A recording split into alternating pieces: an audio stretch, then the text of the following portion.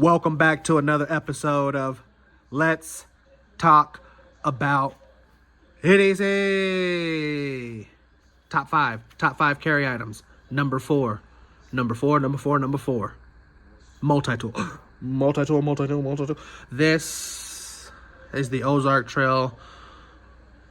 I think it's a 5-in-1, 6-in-1, 7-in-1 multi-tool. Something like that. Okay, got an M3, M4, M5.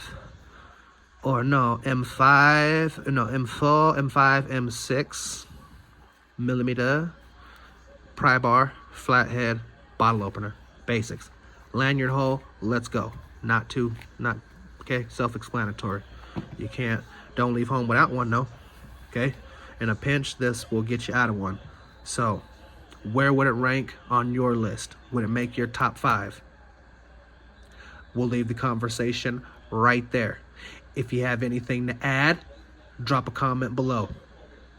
If you like the video, you know what to do. If you want to subscribe, have at it. Thank you for watching. Have a blessed day. EDC. Over and out.